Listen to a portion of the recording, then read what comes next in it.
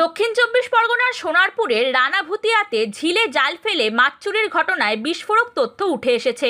বিস্তর অভিযোগ উঠেছে খেয়াদা ৩-এর মণ্ডল সভাপতি অভিজিৎ মণ্ডলের বিরুদ্ধে। সোনারপুর উত্তরের বিজেপি বিধায়ক দেবাশিস ধরকে কালিমালিপ্ত করতে ষড়যন্ত্রের অভিযোগ অভিজিৎ ও তার দলবলের বিরুদ্ধে। অভিযোগ, সোমবার ভোররাতে এলাকার একটি ঝিলে জাল ফেলে মাছ তুলে নেয় একদল ব্যক্তি।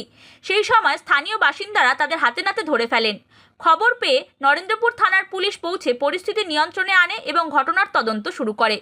বিজেপি কর্মী সুনীল বাবুর অভিযোগ, অভিজিৎ মণ্ডল পরিকল্পনা করে বিধায়ককে কালিমালিপ্ত করার চেষ্টা করছেন। দুবার ৩ নম্বর মণ্ডলের সভাপতি বা অন্য কাউর ইয়েতে ওইখানে দুবার জাল মেরে ৪ লাখ ৫ লাখ টাকার মাছ বিক্রি করেছে। সেক্ষেত্রে উনি যারা লিজ নিয়েছিল তার মধ্যে একজন পার্থ কিসাম নাম, উনি আমাদের অফিসে এসে তার একটা চিঠি লঞ্চ করে, প্লাস থানায়ও করেছিল। সেক্ষেত্রে ওনাদের বলেছিল যে আমার যে মানে মেন মূলধন টাকাটা সেটা যদি তুলে আমাদের দিয়ে দাও, বাদবাকি তোমরা নিয়ে নাও, আমার কোনো অসুবিধা নেই। কিন্তু তারা ওকে বারবার ঘর থেকে তুলে এনে ওকে শাসায়।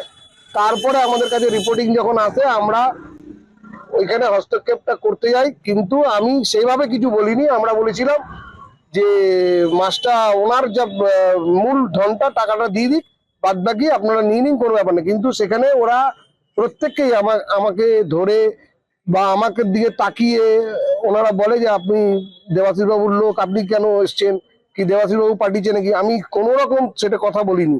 আমাদের কোনো এরকম মেন্টালিটি নেই যে আমরা কোনো পুকুরে গিয়ে মাছ ধরবো, মাছ চুরি করবো। ৩ নম্বর মণ্ডলের সভাপতি মানে সহ এটা প্ল্যান করে আমাকে মানে ঢুকিয়েছে। যেহেতু আমি স্যারের সঙ্গে সবসময় থাকি, উনি আমাকে এটা কালিমালিপ্ত করতে চেয়েছে স্যারকে দিয়ে। অভিজিৎ মণ্ডল, খেয়াদা ৩-এর মণ্ডল সভাপতি অভিজিতের বিরুদ্ধে আরও অভিযোগ, দলেরই নেত্রীকে প্রাণনাশের হুমকির অভিযোগ অভিজিৎ ও তার দলবলের বিরুদ্ধে।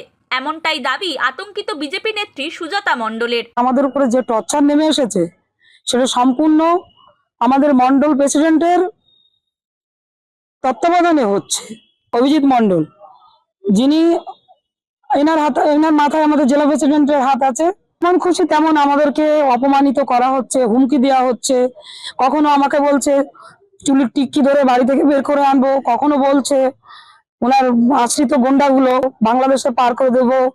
এবার ভোটে আমি ভোটটা দিতে পারিনি কারণ পরিকল্পিতভাবে তৃণমূলের সঙ্গে গট আপ করে আমার নামটা ডিলিট করা হয়েছে। হাজবেন্ড এখানকার স্থায়ী বাসিন্দা, উনি একা। কিছুদিন আগে ওনার গায়ে হাত তুলেছে, আমি থানায় কমপ্লেন করিনি। আইসি স্যারকে ডেকেছিলাম বলে বেঁচে গেছেন প্রাণে ওদিন আমার হাজবেন্ড। অভিজিৎ এই সবগুলোই অভিজিৎ করাচ্ছে। আমি জেলাকে জানিয়েছি, জেলা কোনো এর ভিতরে হস্তক্ষেপ করেননি, এমনকি একবার ডেকে জিজ্ঞাসা পর্যন্ত করেননি। থানাতে অভিযোগ আজকে জানিয়েছি, কারণ ইতিমধ্যে আমার প্রাণনাশের হুমকি দিচ্ছে। আমাকে আজকে বলছে যে বাংলাদেশে পাচার করে দেবো। এনারা আমাকে মানা করেছিল যে এমএলএ এর পক্ষে কোনো প্রচার করবে না, এমএলএ এর হয়ে কোনো প্রচার করবে না। এমএলএ কে হারানোর জন্য যথারীতি চেষ্টা এই মন্ডল প্রেসিডেন্ট, এই জেলা প্রেসিডেন্ট করেছিল। অভিজিতের কাছে এখন তৃণমূল আশ্রিত অনেক গুন্ডারা এসে গেছে, টাকা পয়সা লেনদেন করে সব যুক্ত হয়ে গেছে মধ্যে, এখন তারা বড় বিজেপি। দল এই জাতীয় ঘটনা কোনো মতেই বরদাস্ত করবে না বলে সাফ জানিয়ে দিয়েছেন সোনারপুর উত্তরের বিজেপি বিধায়ক দেবাশিস ধর। আইসি কে এটাই বলবো যে তদন্ত করে দেখতে, তিনি যদি ইনসিকিউর ফিল করেন তাকে মানে আপনার সিকিউরিটি গার্ড দিয়ে প্রোভাইড করতে। আর এটা হওয়া কাম্য নয়। আমি অনেকবারই বলার চেষ্টা করেছি যে দলের মধ্যে বিভেদ থাকবে, মতান্তর থাকবে, কিন্তু এমন জায়গায় তিক্ততা না সৃষ্টি করা যেটা নিয়ে এই ধরনের ঘটনা ঘটতে পারে। আর ৩ নম্বর কথা হচ্ছে যে মানে যিনি মন্ডল সভাপতি তার উপরে জেলা সভাপতি বা রাজ্য সভাপতি বা দলের কাঠামো স্ট্রাকচার রয়েছেন, সেই স্তরেও তারা অভিযোগ জানাতে পারেন।